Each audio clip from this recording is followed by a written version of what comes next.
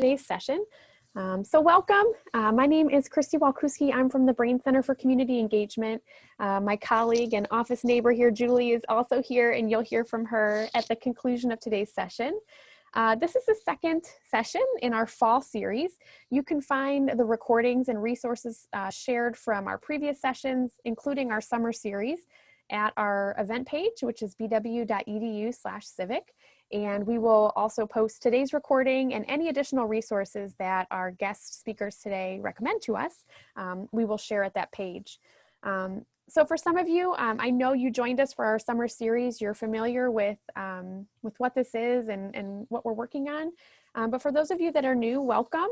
The Civic LEAD Series was developed really to address and explore deep-seated systemic racism and inequities that are really still woven into the fabric of our institutions today. We've explored healthcare, education, our criminal legal system today. We're so grateful to have our team here from the Fair Housing Center, helping us think about this in the context of housing and the impacts that that has, both historically and what that translates to today. And so hoping to learn a lot and also learn about some great resources and ways that we can all be advocates and engaged in this work. So I'm thrilled to introduce our team from the Fair Housing Center. First, Tanisha Hunter is the Director of Education and Outreach. Tanisha just shared with me, actually, her background is in gerontology, but she is also an alumni of Cleveland State's Levin College of Urban Affairs, where she has her MPA. And on the her bio page from the Fair Housing Center, a whole list of recognition for her advocacy in the area of housing. She's published through the ACLU on on an article called "No Section 8 Means No Opportunities." And so we appreciate her and the expertise that you bring to us today. And we are equally as thrilled to welcome a BW alum, Emily Martin. So welcome back, Emily. Emily works with the Education and Outreach team as a Communications and Outreach Specialist. She graduated from BW with her Bachelor's of Arts, Digital Media and Design in 2017. Emily was a Brain Fellow. She's been doing this good work for a long time, and we're so glad to have her back in this role. So I'm going to go ahead and turn it over to Tanisha and Emily. Thanks so much. Thank you, Christy, and thank you all for joining us. Like Christy said, my name is Emily Martin, and I'm with the Fair Housing Center.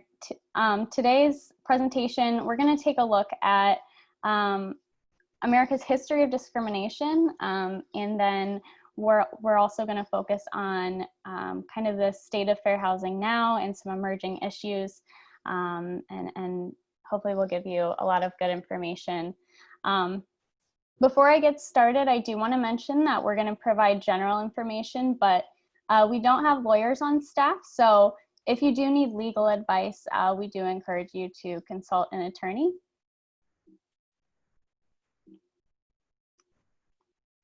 All right.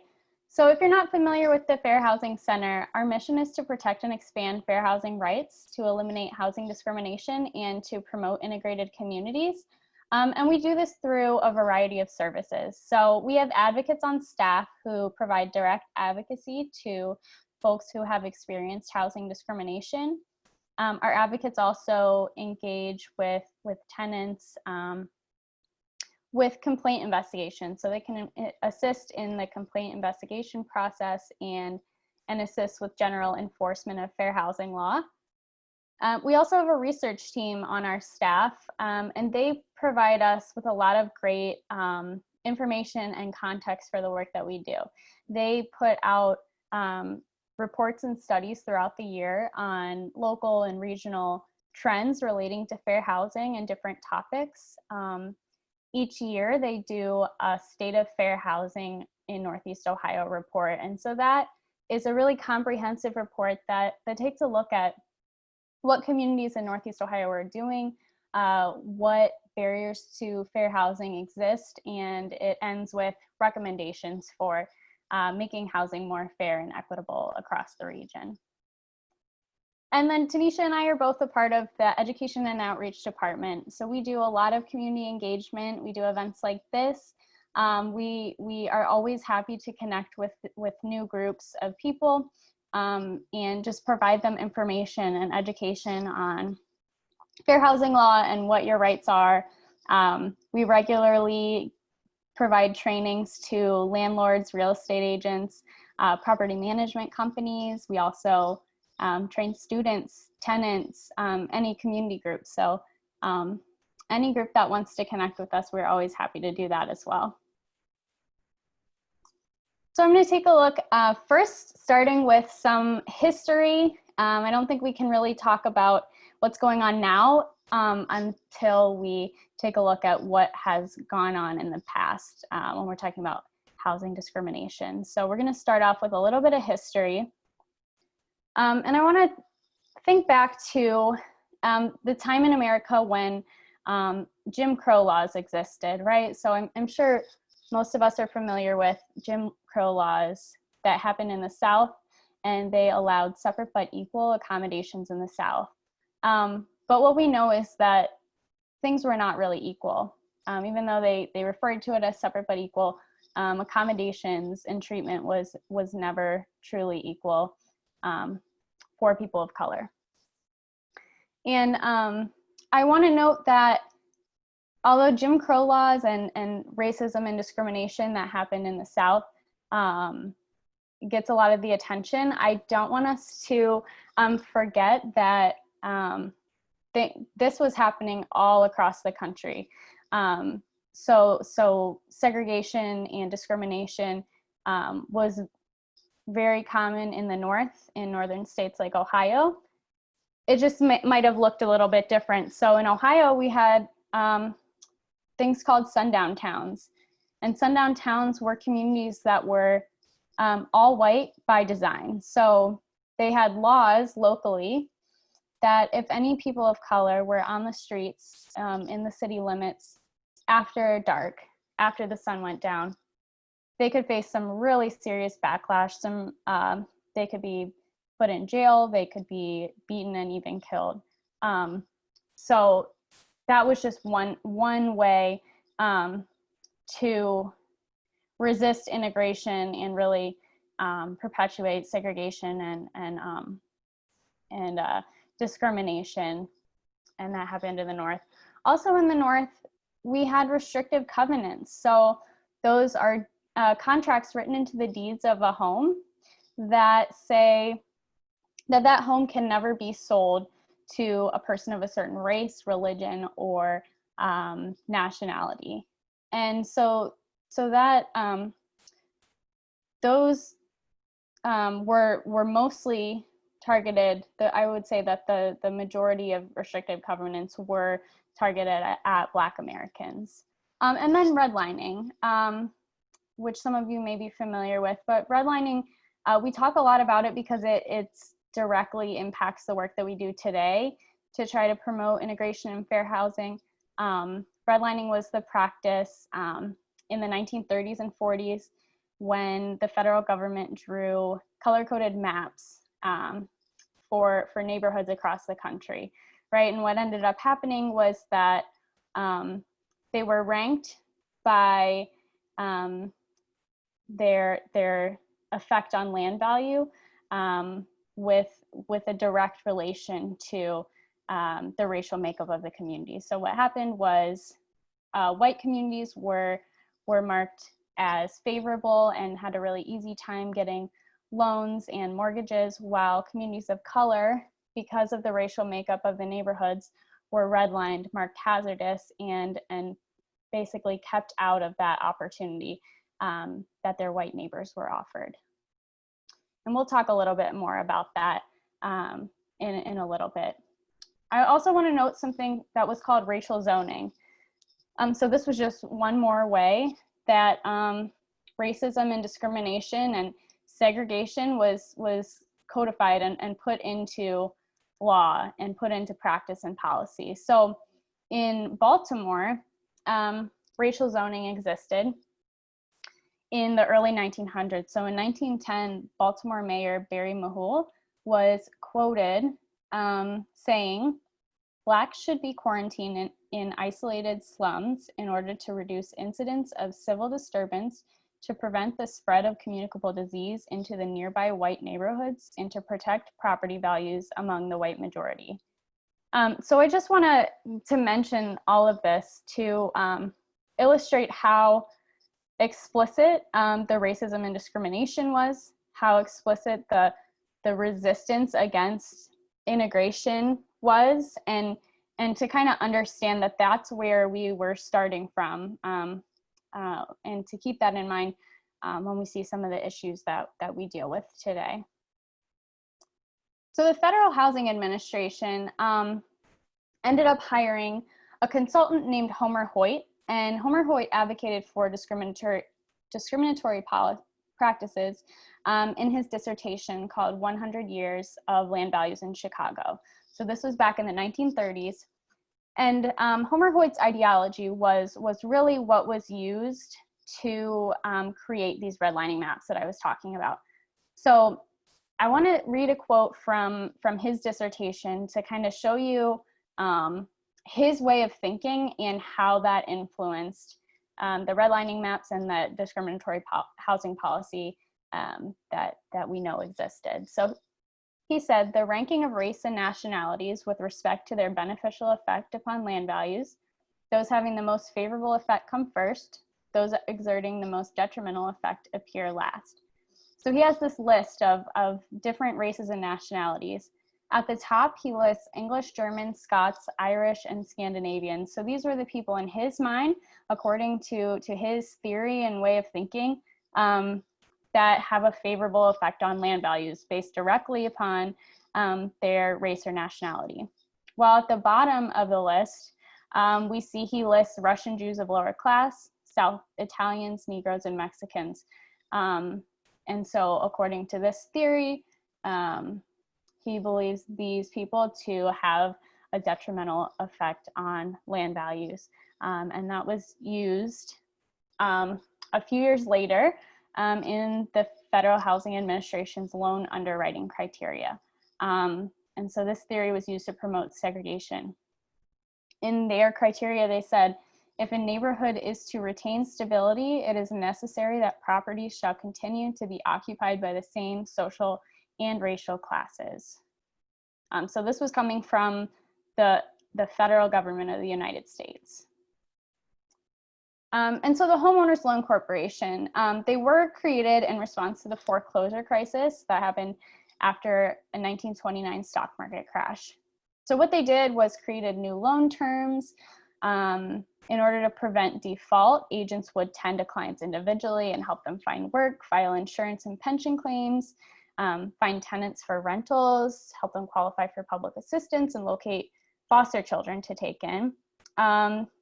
Their work focused on single-family homes outside the central cities, spurring the rapid growth of suburbs. So you might be thinking all of these services sound great, helping people get into homes, but what we need to keep in mind is that you know, the benefits of the Homeowners Loan Corporation and the services they offered really only benefited white Americans. So let me go back real quick. 44% of the loans were issued to what they called native whites, 42% to native whites and foreign, and only 1% to quote unquote Negroes. And this excluded majority minority communities. So any of these benefits of the Homeowners Loan Corporation were really targeted at white families and suburbs, and almost none of this was to benefit people of color in urban cities. So here's an actual, here's the actual redlining map of Cuyahoga County in 1940. So I want us to take a look at this and kind of understand how they were drawn. So the green area, those were marked the best. So those, according to these maps, would be the areas that banks and lenders should give out loans and mortgages to. Blue was still desirable. Any yellow area is considered definitely declining. So they might have a harder time getting loans from banks and lenders. But the red area, these are the red line communities, that's what I really want us to focus on. Those were marked hazardous, and these were communities of color, because we know that the racial makeup of communities was explicitly used to create these maps, right? So I want us to keep in mind where these red areas are, where the redline communities were in 1940, and I'm going to show a map of Cuyahoga County today. So this map comes from one of the Fair Housing Center's reports. A couple years ago, we studied mortgage lending patterns in Cuyahoga County. And if we look at the dark blue area, it's kind of this C shape on the east side of Cleveland. And that falls right over where the redline communities were back in 1940. And today, these are still communities with the most population of non-white or Hispanic residents. While as you get farther out into the suburbs, we see them predominantly white communities. So we can see our patterns of living really have been affected by past policies and current policies. But I think that this is really helps to illustrate that we are still segregated and we still have work to do in order to truly achieve equity and integration. Cleveland is actually considered a hyper-segregated city. So it was a few years ago ranked in the top 5 most segregated cities in the United States. So we definitely still have work to do on that front.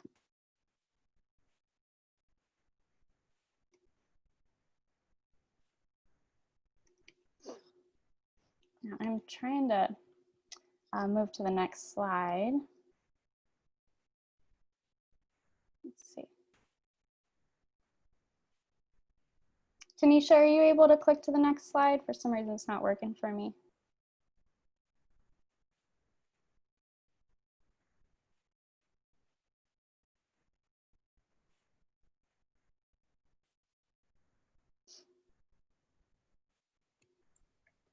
If neither of you are able to advance, you can try stopping sharing and then restart the sharing. Okay. Sometimes that. So I apologize. I think that was on my end. It just started circling around. Hold on one second.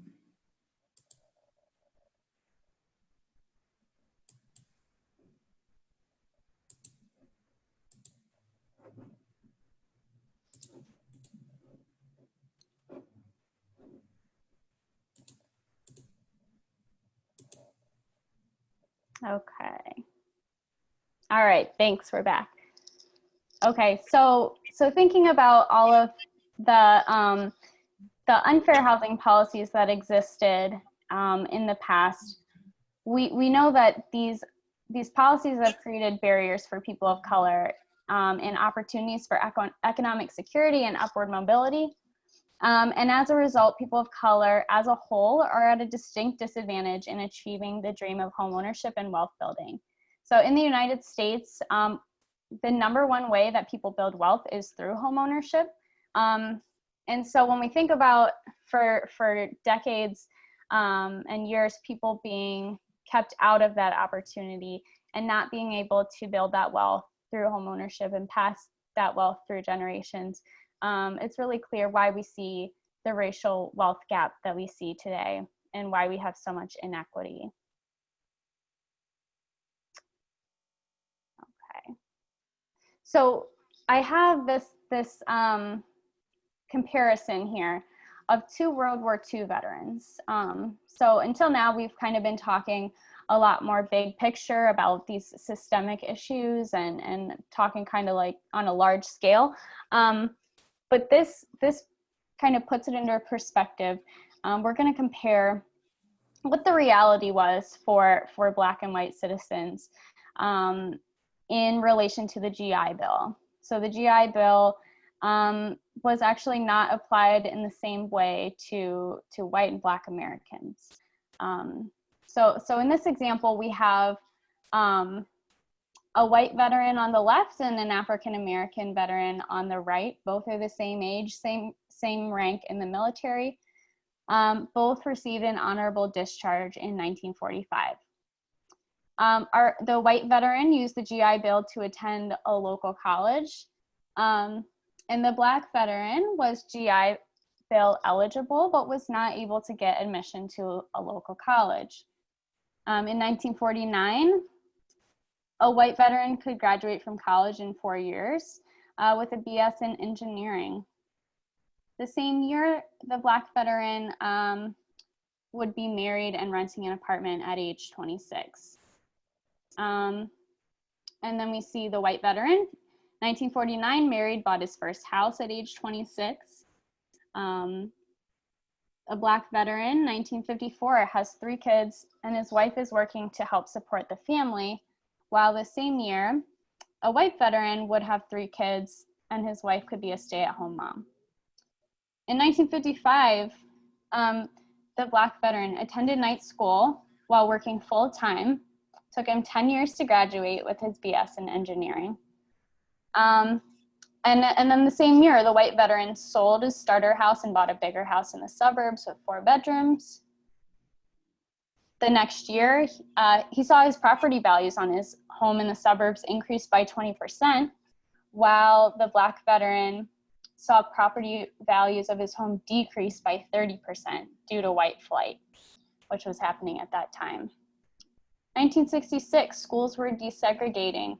The white veteran used his home equity loan to send his kids to private school.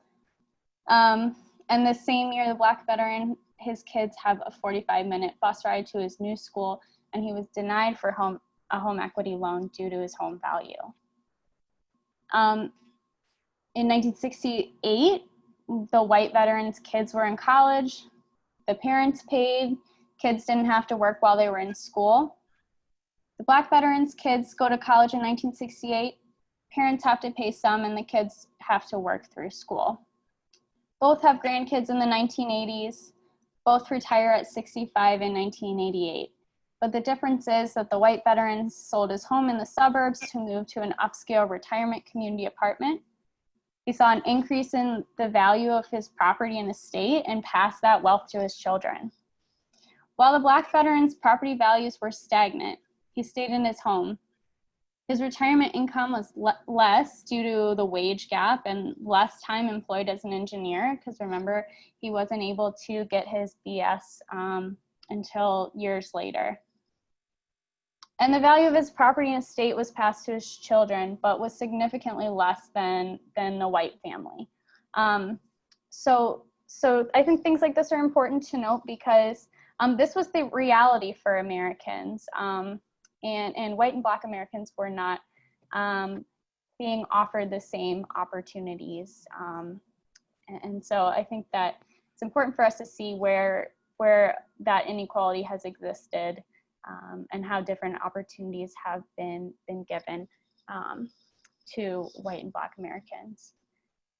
So when we talk about the birth of fair housing, this really came out of a movement called the Chicago Freedom Movement, also called the Open Housing Movement, and this was in the mid to late 1960s. It was the most ambitious civil rights mobilization in the North, with a focus on housing, education, transportation, and jobs. And through marches, organizing, and demands from the city of Chicago, the movement's goal was to end residential segregation. And so this movement, along with other forces, eventually led to the passing of the Fair Housing Act at the federal level on April 11th, 1968, which was exactly 1 week after the assassination of Dr. King. So when we talk about the Fair Housing Act, we think about what properties are covered. It's pretty much any structure, building, or even land. If it's intended for residential use, then it is subject to be in compliance with fair housing law. So of course we know houses, apartments, condos, mobile homes, assisted living facilities, those are all subject to fair housing law, but also dorm rooms, college housing, extended stay hotels, timeshares, and like I said, even vacant land. If it's intended for residential construction, it has to comply with fair housing law. Okay, and then I'm going to list what our protected classes are. So the fair housing law explicitly lists different protected classes that are illegal to discriminate on those bases. So at the federal level, we have race, color, national origin, religion, sex and gender, familial status, and disability. And then the two yellow classes, those are our state protected classes. So in Ohio, we also have additional protections under the basis of ancestry and military status. And then when we look at local fair housing ordinances, we might see a number of other additional protections. So sexual orientation and gender identity might be protected in local ordinances. We do know that in Cuyahoga County, because the county passed an anti-discrimination ordinance a couple years ago, sexual orientation and gender identity are explicitly protected for any residents of Cuyahoga County. But these are just some examples of other protections that we might see in local ordinances, such as age, marital status, parental status, source of income, which we'll talk about more later, physical characteristic or association with the protected class. And these are up to, it's up to the cities or municipalities to take that initiative and take that step to decide to add those additional protections that are not protected by federal or state law. Okay, thank you, Emily. Mm-hmm. And so now that we have talked about the protected classes, let's talk a little bit about what is considered discriminatory acts. So the refusal to sell, rent, negotiate, or otherwise make unavailable or deny a dwelling. So for example, a couple with children attempts to rent an apartment, but the landlord says that he doesn't allow children in any of his properties. That's an example of refusal. Discriminate in the terms, conditions, or privileges of sale or rental of a dwelling, or in the provision of services or facilities. And so in that circumstance, discriminate in the difference of terms. Let's say Emily and I have both moved into an apartment building at the same time, have the same level of creditworthiness. During our morning conversations, socially distanced, of course, when we have our coffee, we just so happen to find out that, Emily maybe paid $1,000 for her security deposit, whereas I was charged for $3,000. Again, we both have the same level of credit, and we're both the same, worthiness of a tenant, but we find out that the housing provider does this to all Black tenants. That would be in violation of race. Make, print, or publish any notice, statement, or ad indicating a preference or limitation based on protected class. And so in this picture here that Emily has created for us, you'll see that there's two prospective tenants. One says, hi, Jason, we have several apartments available. Stop by anytime. You're just the type of tenant we're looking for. And then you have another picture here of a gentleman. His hand is he's a person of color. It says, hi, Jamal. Sorry, I just rented out my last available apartment. Thanks for your inquiry, right? And so in the absence of, being able to actually physically see a person to determine their race, especially now with how things are with COVID, say for instance, Jamal were to call in, some people assume that a person may be Black based off their name, Jamal, Tanisha, for example. And so there have been numerous studies shown that, people with what is thought to have a Black sounding name are often discriminated against in either getting calls back for jobs or in housing. A little bit more about what is housing discrimination. So to misrepresent availability, deny a reasonable accommodation or modification request, and that's specifically for people with disabilities. Intimidate, threaten, interfere with, or otherwise retaliate against a person who is exercising their fair housing right. And so even in this graphic here, you'll see apartment for rent, large 3-bedroom, great neighborhood. two baths, no appliances, you know, describing all of the amenities, but then at the end, very boldly, no kids, no Blacks, no Latinos. Now, we don't see this type of discrimination that is this obvious that much anymore, but it's still very much so discrimination. And then what are some special concerns as related to discriminatory acts? Blockbusting. So this was a practice historically done by agents who would knock on the doors of, you know, predominantly white neighborhoods, and they would tell them that people of color were moving in, and so they should, you know, sell their home right away so that their property values don't go down. And so, you know, the people would sell their homes, and then oftentimes the housing providers would then resell for a higher profit. But what happened because of this is that, you know, waves of white flight started to happen, and essentially, you know, busting up the block is what happened. That's why it's called blockbusting. Steering would be attempting to influence someone's choice. So, you know, for example, when renting an apartment, telling a Spanish-speaking family that they would probably be more comfortable in, you know, building B where all the Hispanic people are. That's steering. Exclusionary zoning, we usually see this as it pertains to group homes or recovery houses, where zoning ordinances will say only a certain amount of, you know, particular type of housing can be in an area. And then Emily touched on redlining, which also includes insurance and mortgage lending.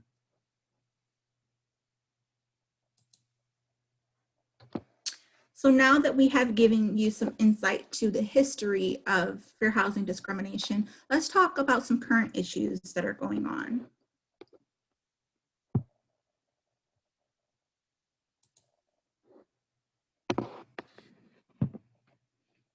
So we would be remiss not to talk about COVID since it's impacted so much of our livelihood. The coronavirus pandemic has magnified existing racial and ethnic disparities across our economy and healthcare system.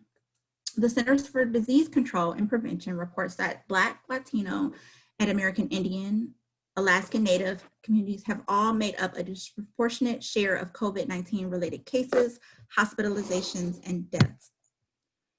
And so what we know is that housing and health outcomes are inextricably linked, right? Segregation and disinvestment of communities of color have really created conditions that exacerbate the pandemic. You know, Black and Latino rates are way much higher than those of white individuals. Also related to COVID-19, we're seeing increases in the uptick of discriminatory acts based on race, color, and national origin. As this graphic here states, you know, viruses don't choose people based on race, color, or national origin. So your landlord shouldn't either. And so, you know, based on where the virus was thought to have come from, we're seeing, you know, more Asian Americans be victims of, you know, xenophobic and really hateful comments.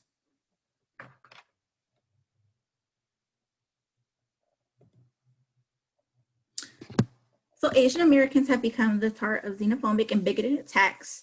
Fair housing laws explicitly prohibit housing providers from discriminating against people based on their race, color, or national origin. Again, viruses do not target specific groups. Housing providers should be mindful of that, mindful of stigmatizing groups and harassment against racial and ethnic minorities.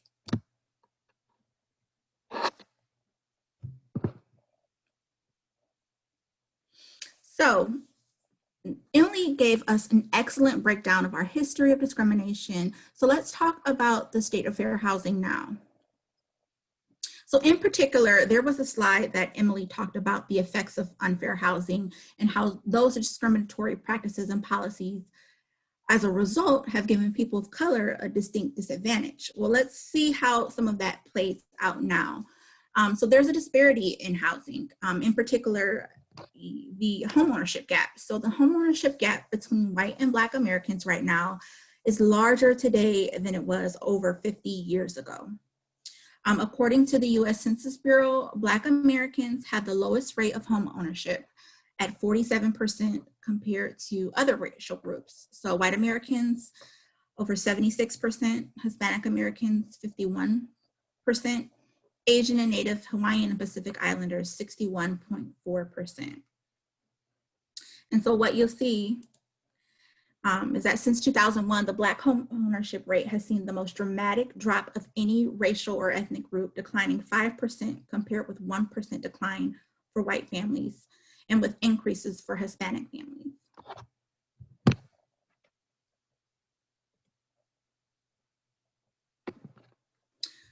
So as Emily stated earlier, in giving that comparison of the GI Bill, your home is one of the easiest ways that you can pass down generational wealth to your family.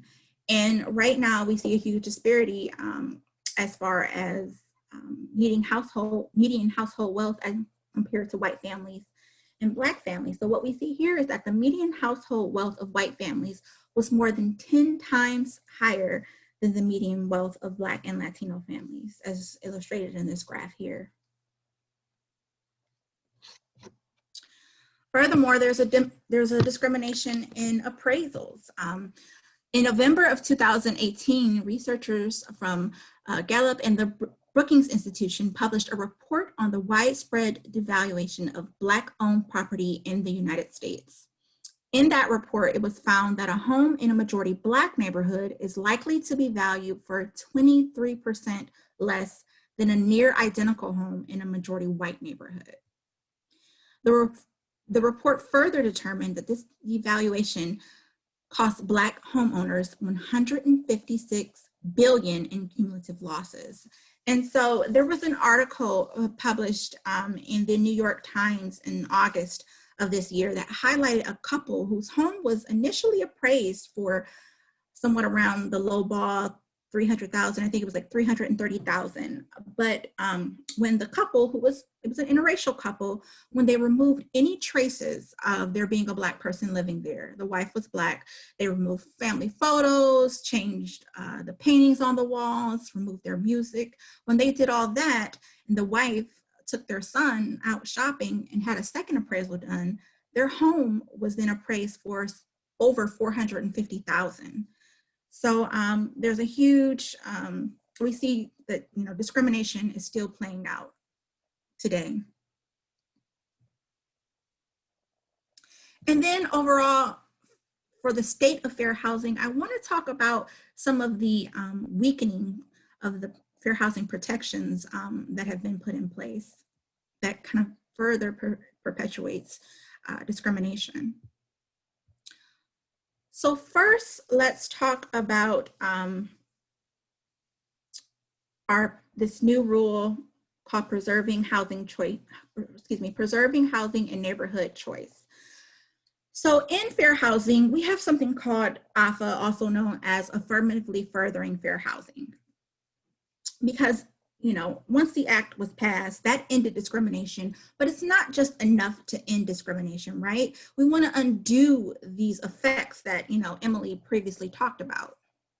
And so prior to this preserving housing and neighborhood choice rule, there was a rule in place that required entities that received HUD funding to have data on how they were furthering fair housing. It allowed for public participation so that individuals could leave comments. And then it also just provided some meaningful oversight for its grantees. This new preserving housing and neighborhood choice rule provides a new interpretation of the terms fair housing and affirmatively furthering. It minimizes oversight and accountability for entities that receive federal housing dollars. And it also eliminates an important opportunity for local residents to give input. So, you know, we had a rule in place that we really thought would help to dismantle discrimination as it was related to fair housing. But now we have a rule that we believe has weakened that protection. Another rule that we've seen come into play that we think really is weakening fair housing protections is the now called making admission or placement determinations based on sex in facilities under community planning and development housing programs. And so this rule was issued in July of 2020. And so the former rule was called the Equal Access Rule, and it ensured that HUD-assisted programs were open to all eligible individuals and families, regardless of someone's gender identity or sexual orientation or their marital status.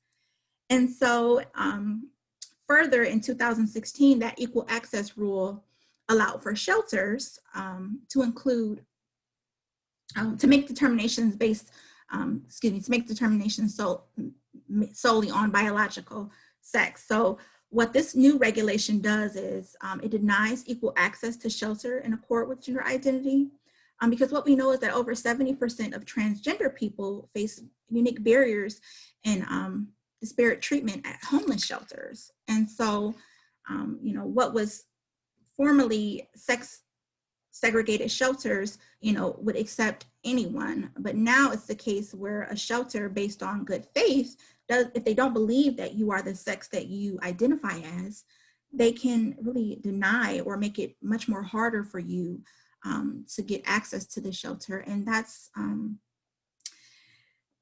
is a huge loss for that community, because it makes it very more difficult and dangerous for transgender people to access emergency shelter. So again, a rule that we feel is weakening the protections of fair housing that have previously been put in place. So I say all of this, I give you these numbers, and I say all of this to talk a little bit more about how does discrimination harm society? Well, it's obvious that, you know, of course, research shows discrimination poisons the atmosphere of trust that we need in order to live peacefully. You know, hyper-segregated communities have slower income growth and property value appreciation for everyone, not just minorities. And, you know, it's worth noting, as you saw in that previous slide that Emily showed, Cleveland is what we call a hyper-segregated community. It's one of the top 5 in the whole country. Segregation impedes our political and economic success because the decision-making is hampered when you don't have diverse decision-making groups. So the goals of fair housing: reverse decades of effects of discriminatory policies, foster inclusive communities, allow everyone equal access to the housing of their choice. Where you live matters. It matters so much, because where you live determines so much more than, you know, just where you lay your head. It determines your health outcomes. It determines your access to quality food. It determines your access to resources, transportation, and employment. Increase diversity in schools, because we know that communities that are diverse are much more stronger. So those are some of the goals of fair housing. And then when we talk about equality versus equity, in this first image here, you know, we see that it is assumed that everyone will benefit from the same supports, right? So each individual is given this box to be able to see over this fence to see the baseball field. So they, in this respect, are being treated equally, right? And then in the second image, we see that individuals are given different supports to make it possible for them to have equal access to the game. So in this slide, they are being treated equitably, right? But what we are working towards in our organization, what fair housing advocates are working toward, what civil rights activists are working toward, is this third image here. In this third image, all 3 can see the game without any supports or accommodations, because the cause of the inequity was addressed. The system barrier has been removed, right? So throw the whole fence down. That's what we're working towards, removing that systemic barrier. So now that here's a call to action, how you can get involved. You can follow us on social media. We are on everything. We are on Facebook, Instagram, Twitter, LinkedIn. Follow us on social media. Call us or refer others to us for assistance. Spread the word about fair housing rights. Start to have some conversations, some of those difficult conversations with people. and then get involved in local fair housing and advocacy. So on our website, as Emily noted, we have an amazing research team who puts out publications on fair housing rights. That State of Fair Housing report that Emily mentioned, I do invite you at some point, if you have some time, to please take a look at that and read it, because it gives a deep dive into emerging issues related to fair housing, much more than we could even talk about today. And so I do encourage you to read that so that you can get involved in local fair housing advocacy and promote, things like lead safe housing and source of income protections. And that there is some information on how you can access us. Our office is located downtown Cleveland. However, we are working from home right now, but you can still access us. You can go to our website, give us an email, give us a call, and we'll get to you. So with that, I thank you. And then I was not able to, at the time that Emily was giving her portion of the presentation, look at my actual chat function. So now at this time, we can take questions. And if there were any questions in the chat, we can answer those at this time as well. Yes, so we do have a question in the chat. First, thank you so much, Emily and Tanisha, for this very informative presentation.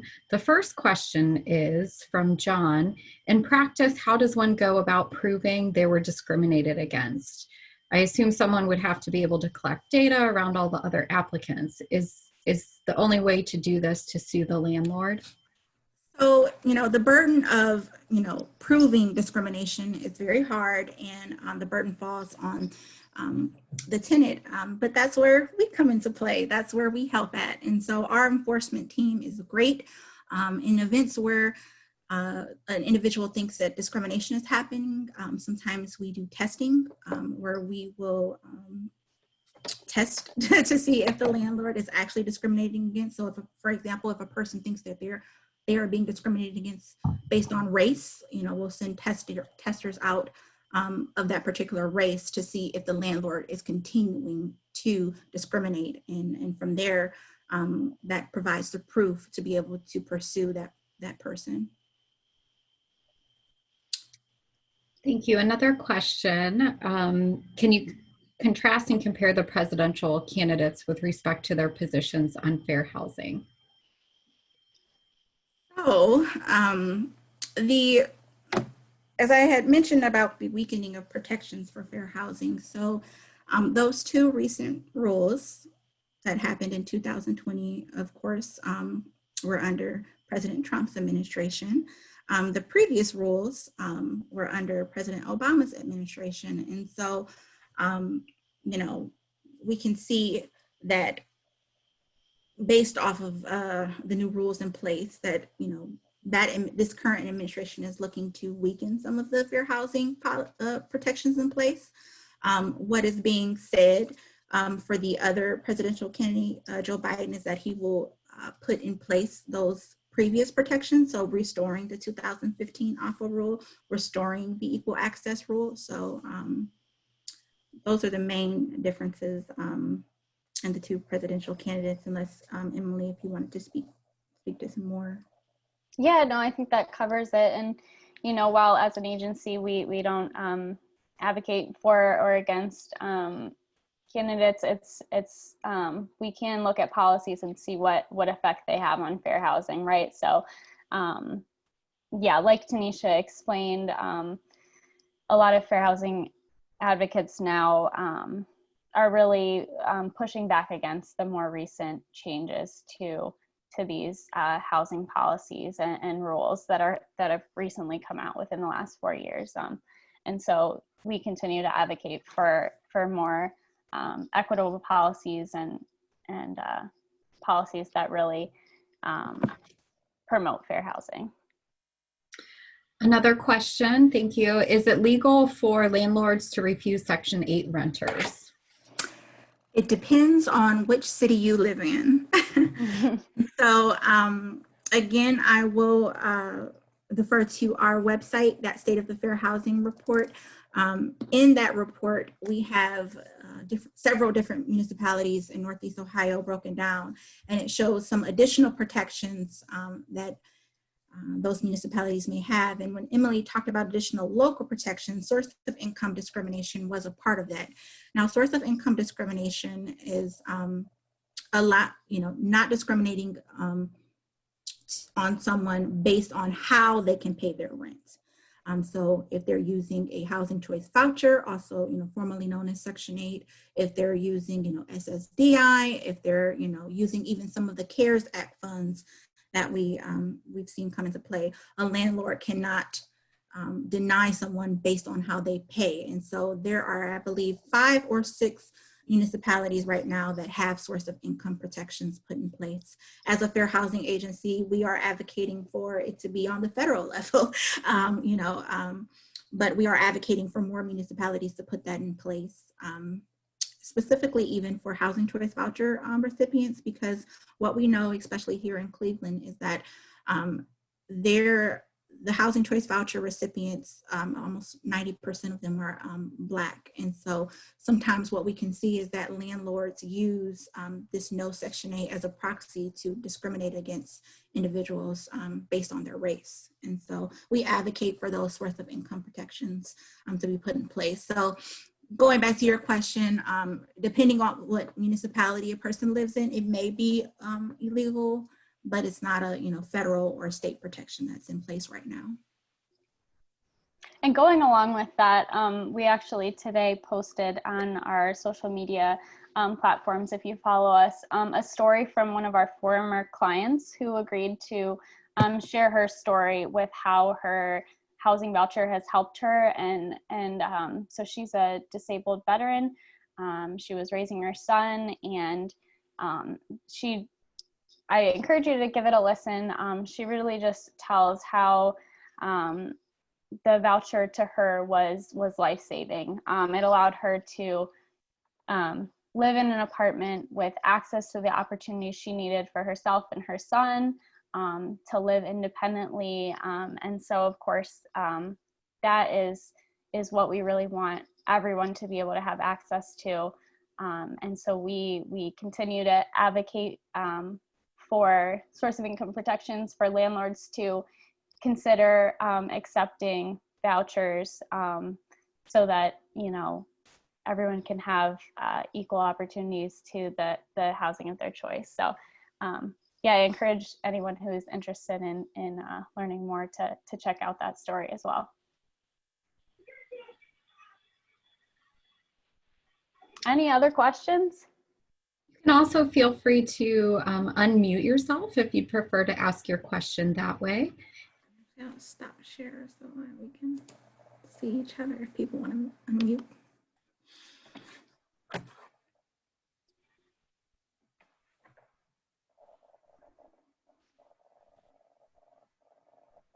Okay, well, if there are no questions, I want to thank our presenters again for a very informative presentation. I know personally I found it very helpful to both have the history and hear the current situation. I really, as much as I try to keep up to date on the news, I wasn't aware of the weakening of fair housing protections that took place this summer. Thank you to our participants as well for attending. Our next presentation is of this series is coming up on October 22nd by Dr. Terry Martin on African American Literature Matters.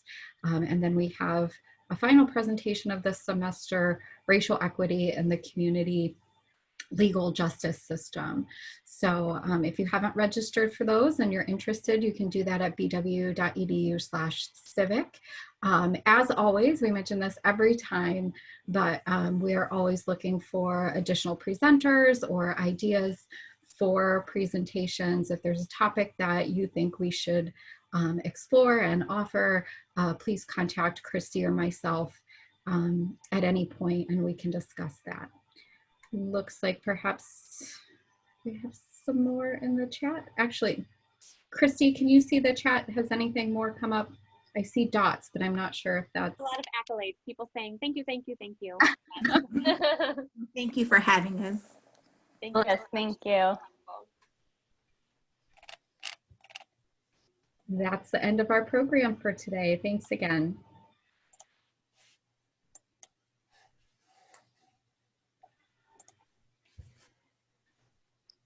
Thanks so much, Tanisha and Emily. This was wonderful. Really, really helpful, informative. Thanks, Christy. If there's any other ways we can always support, let us know. So Oh, great to meet you. Welcome to the Fair Housing Center. And thanks so much. Enjoy the rest of your day. thanks, you too. Take care.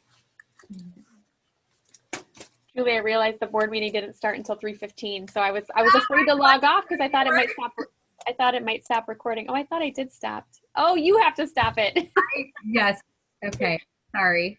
That's There we okay. go. I had to get back to the correct screen. I'll cut this part.